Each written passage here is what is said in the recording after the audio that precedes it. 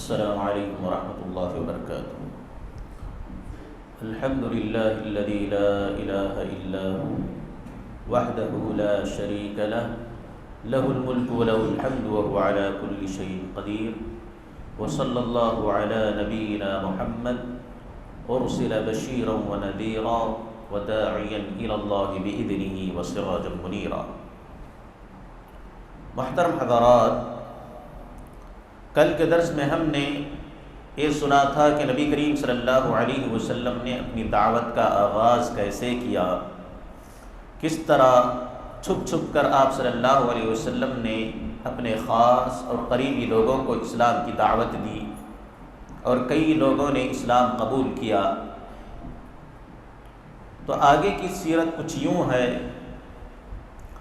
سیرت لکھنے والے لکھتے ہیں کہ شروع میں جو وحی نازل ہوئی تھی، قرآن نازل ہوا تھا، اس کے اندر نماز کا بھی حکم دیا گیا تھا.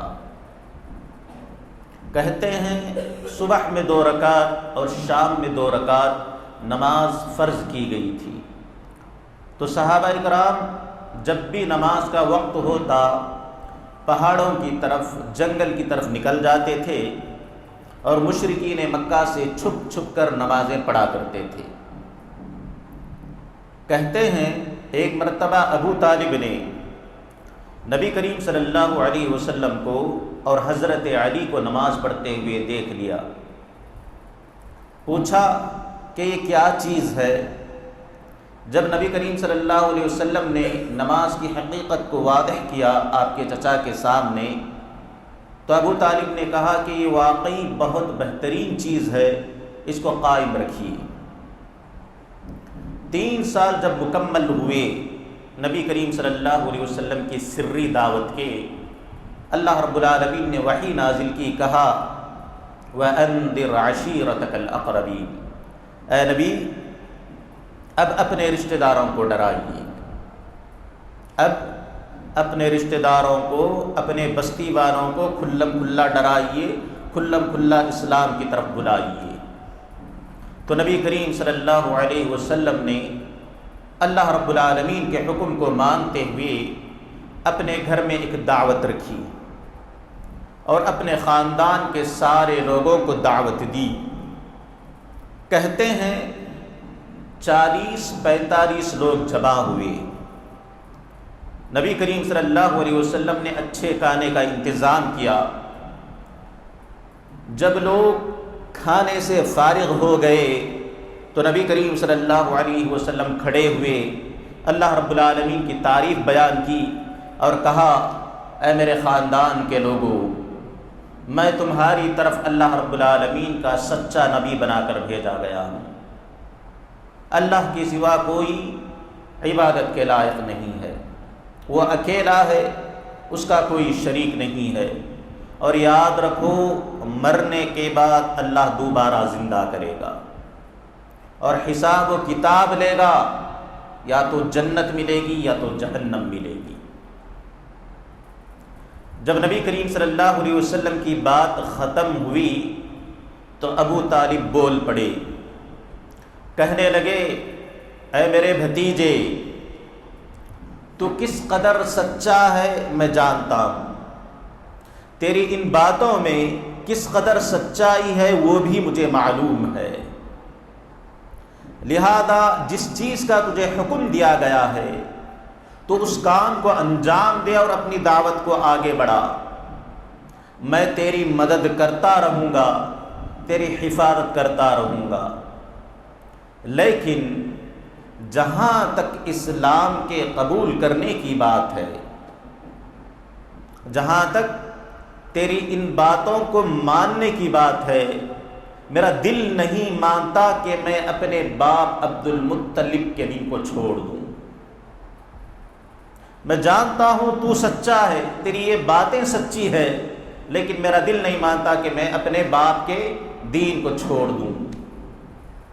اس کے بعد آپ کا ایک دوسرا چچا، کون؟ ابو لہب،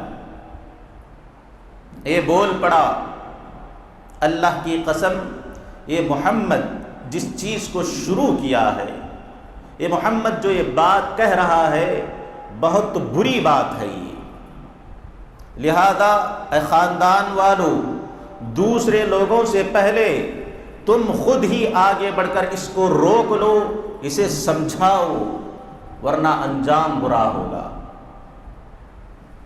ابو طالب نے کہا قسم کھاتے ہوئے، اللہ کی قسم، جب تک جان میں جان ہے میں اپنے اس بھتیجے کی حفاظت کروں گا اور کبھی اسے اپنے مقصد سے پیچھے ہٹنے نہیں دوں گا۔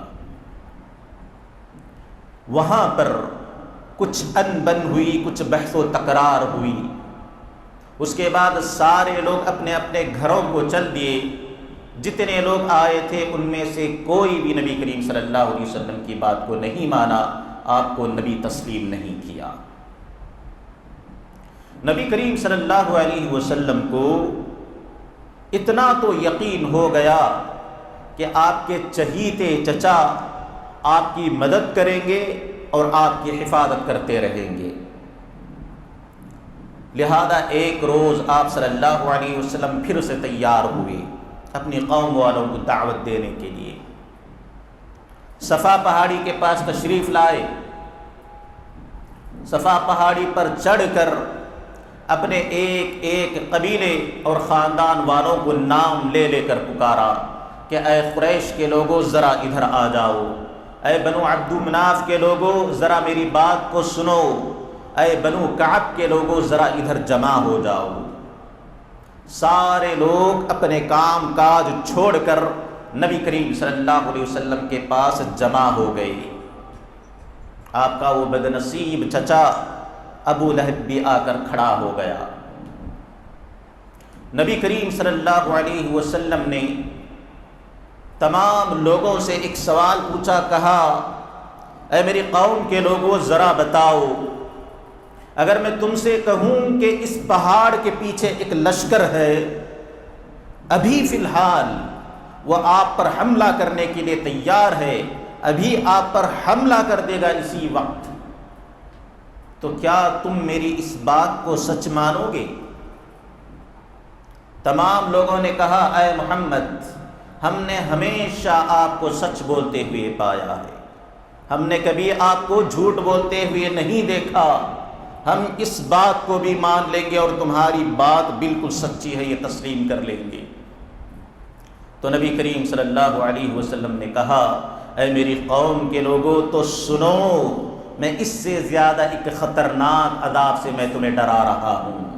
اس کے بعد نبی کریم صلی اللہ علیہ وسلم نے کہا اے قریش کی جماعت، اپنے آپ کو جہنم کی آگ سے بچا لو، اے بنو عبد مناف اپنے آپ کو جہنم کی آگ سے بچا لو، اے بنو کعب کے لوگوں اپنے آپ کو جہنم کے آگ سے بچا لو، اور اے فاطمہ بنت محمد، اے محمد کی بیٹی، اپنے آپ کو جہنم کے آگ سے بچا لے، میں تمہیں اللہ رب العالمین سے، اللہ رب العالمین کی گرفت سے نہیں بچا سکتا۔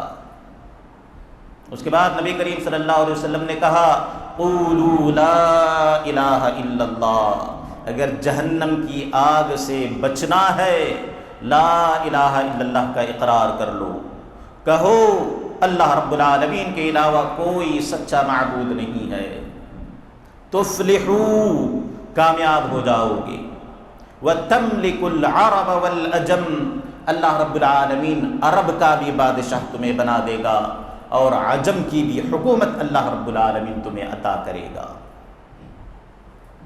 ابو لہب یہ بدنصیب آدمی جو وہاں پر کھڑا ہوا تھا، اس نے زمین سے مٹی یا پتھر اٹھایا، نبی کریم صلی اللہ علیہ وسلم کو مارا اور کہنے لگا تبّن لک یا محمد، اے محمد تیرا ستیہ ناس ہو، تو برباد ہو، الہذا جمعتنا، کیا یہ بکواس سنانے کے لیے ہم کو تو نے یہاں پر جمع کیا ہے؟ نبی کریم صلی اللہ علیہ وسلم خاموش رہے، صبر کرتے رہے۔ اللہ رب العالمین نے جواب دیتے ہوئے کہا تبت یدا ابی لہب وتب، ابو لہب کے دونوں ہاتھ ٹوٹ گئے، وہ تباہ و برباد ہو گیا۔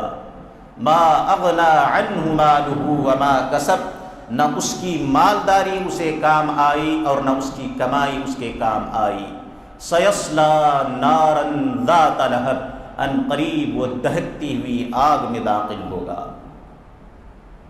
میرے محترم بھائیوں، نبی کریم صلی اللہ علیہ وسلم نے جب ان لوگوں کے سامنے اس بات کو رکھا، ابو لہب نے جب یہ رویہ اپنایا، نبی کریم صلی اللہ علیہ وسلم کبیدہ خاطر ہو گئے۔ اپنے خاندان والوں سے یہ امید نہیں تھی، لیکن اللہ رب العالمین کی حکمتیں کون جانتا ہے۔ بہرحال وہاں پر بھی کسی نے آپ کی بات نہیں مانی۔ نبی کریم صلی اللہ علیہ وسلم بھی اپنے گھر واپس ہوئے اور سوچنے لگے کہ کیسے ان لوگوں کو اللہ رب العالمین کی طرف بلایا جائے۔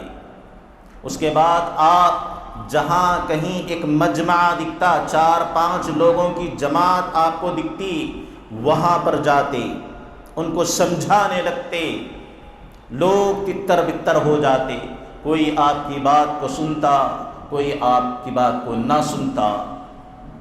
اور کچھ لوگ ایسے بھی تھے جب آپ صلی اللہ علیہ وسلم ان کے پاس جاتے اور نبی جب بات کرنے لگتے، نبی کی ہر بات کو لے کر آپ کا مذاق اڑاتے، آپ پر ہنستے۔ چند دن پہلے یہی محمد آپ کے لیے، ان لوگوں کے لیے سچے اور امانت دار تھے، لیکن آج یہی محمد انہی لوگوں کے لیے جھوٹے بن گئے ہیں۔ چند دن پہلے یہی محمد کے فیصلے یہ لوگ اپنے سر آنکھوں پر رکھا کرتے تھے، آج حال یہ ہے کہ محمد کی بات سننے کے لیے ایک آدمی بھی تیار نہیں ہے۔ نبی کریم صلی اللہ علیہ وسلم کا دل گھٹا جا رہا تھا کہ کیا کروں، کیسے ان لوگوں کو توحید کی طرف بلاؤں۔ بہرحال نبی کریم صلی اللہ علیہ وسلم اپنی دعوت کو جاری رکھے ہوئے تھے۔ اللہ رب العالمین نئے احکامات نازل کر رہے تھے، اور اسی حساب سے نبی کریم صلی اللہ علیہ وسلم لوگوں کو، مکہ والوں کو دعوت دے رہے تھے۔ آج کے لیے اتنا کافی ہے، انشاءاللہ اگلی سیرت آگے کے دروس میں سماعت فرمائیں گے۔ اللہ رب العالمین سے دعا ہے کہ اللہ رب العالمین ہمیں توحید کو سمجھنے کی توفیق نیک عنایت فرمائے اور اسی کے حساب سے زندگی گزارنے کی توفیق دے۔ آمین ثم آمین یا رب العالمین۔ السلام علیکم ورحمۃ اللہ وبرکاتہ۔